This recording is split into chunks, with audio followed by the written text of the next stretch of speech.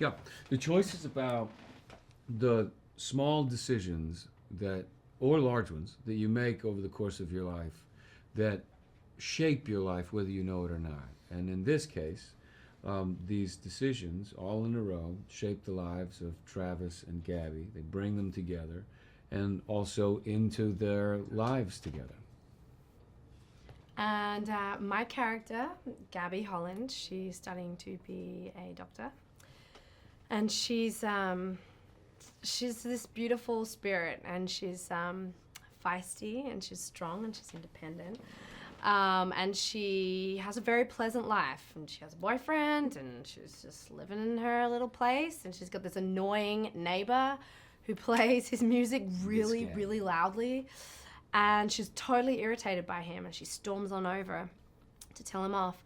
And I know in that moment when she starts having this argument with him, she's petrified, because she sees in him something that she's been trying to ignore in herself, which is kind of this freedom. And she decides that she needs to follow her heart, and she's been spending her life following her head and trying to be so sensible and planning everything, and that's not the way to ultimate happiness and longevity. So she makes a really messy, crazy, challenging decision.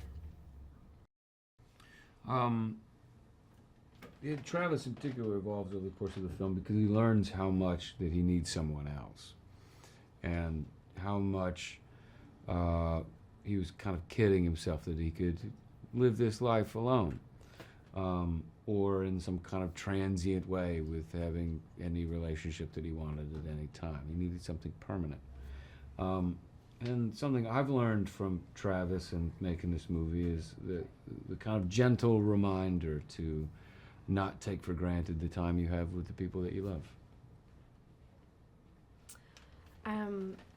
I love this film because we see Gabby really go on a journey, and she does a lot of soul searching, and I'm really happy that she decides to lean into her authentic spirit and what that is, and instead of playing it safe. And I think as humans, we are constantly having to decide between thinking about a decision logically and then thinking about a decision with our feelings and our hearts. And I'm so glad that she follows that, because that's right for her, and she blossoms and really comes into her own, and you can really see that arc. And I've learned a lot from her. I love that. I'm constantly, I think we're all these swinging pendulums where we, like, do we think about this and overanalyze it, or do we just go with our first intuition? And after doing this movie, I definitely think I've been choosing more from my heart, which is nice. I mean, can you avoid his work? It's everywhere. It's insanely popular because it's insanely good. I mean, I don't think, if there are maybe like 10 people on the planet that are like, who's Nicholas Sparks? But there's not really much work you need to do to be familiar with it. Yeah, I definitely didn't need to familiarize myself. I was obsessed with The Notebook. I'm almost like embarrassed about my obsession, because I truly, I would dream about it, I would talk about it, I still listen to all the music. I mean, going to auditions, I'll listen to the beautiful music at the end of The Notebook, and it makes me cry. And then to be sitting here at a junket talking about my own Nicholas Sparks movie, and I get to play my own version of the Allie Hamilton character, that is such a dream. I mean, truly, I feel so blessed. We joke that if you can't help but fall in love in North Carolina, it's just too beautiful. You can't help it. Don't fight it. You're in North Carolina. You're getting married. It's just gonna happen. You're gonna have beautiful babies and live happily ever after under rainbows. It's just that should be on the license plate of North Carolina. Happily ever after with rainbows. Yeah, I definitely agree. And I felt very zenned out when I was there. I mean, maybe it's because we were making a film and we just all loved each other so much. We had so much fun on set. But even like outside of work, I would walk around and there was a peace to me.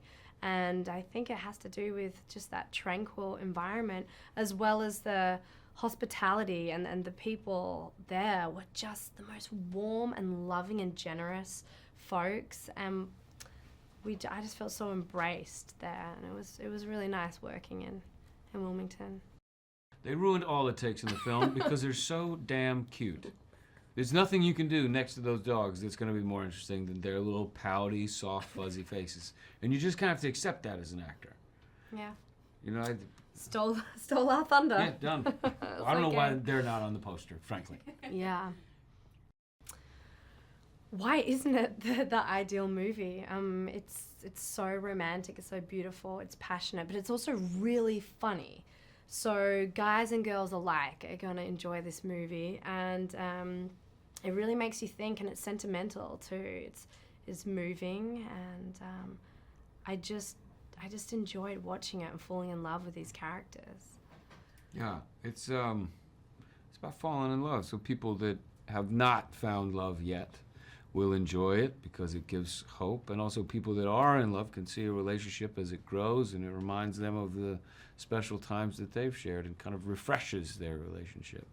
And if it's a first date, it's great about, it's two people coming together out of nowhere. Why